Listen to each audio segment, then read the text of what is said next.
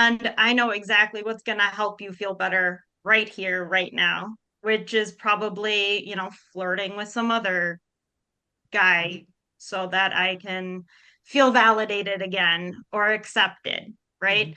So the inner child uses sex, porn, love as a way to meet their unmet need. But as we all know, that doesn't truly meet the need. So then we, as the adult, have to be able to understand what triggers our inner child and be able to walk with the inner child through the fear that comes up. So, again, going back to my example with little Heather, the event that triggered little Heather would then lead to a situation where she might need to be comforted and reminded that she does belong. She is important. Um, Oftentimes that looks like visualizing or writing a letter. Sometimes it might be calling a friend, whatever works for that part to understand that she belongs. It's meeting that need in a healthy way and saying, it's okay, little Heather, like, I got this. I'm an adult. I can handle this. You don't need to try to save me, quote unquote. Mhm. I love it. Tim and I do a Thanks. lot of inner child work and definitely that training with Pia Melody. But Tim was going to say something there. oh, No, I was just going to say, I really love this inner child work. And one of the things that I often find really fascinating about it, and I assume that this fits into your model as well, is that most people are completely unaware that that dynamic is going on. Mm-hmm. And so, especially addicts, when those trauma wounds are triggered and that wounded little child steps forward and starts running the show, to them, that's just everyday life. To them, that's just the way that they've always managed things. And there's no awareness that there's this wounded part of them, this inner child that has sort of like stepped in and taken the wheel and is running the show. And I'm no longer amazed, but how sometimes all you have to do is look at somebody and say, when that happened, how old did you feel? Mm-hmm.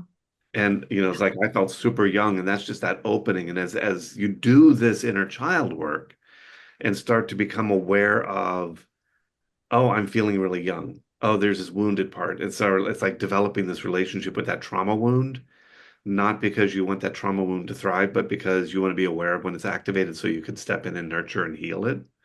Um, I worked, Jeannie and I both work from a Pia Melodies model with sort of like the inner child sort of being more based on sort of like what age things happened at.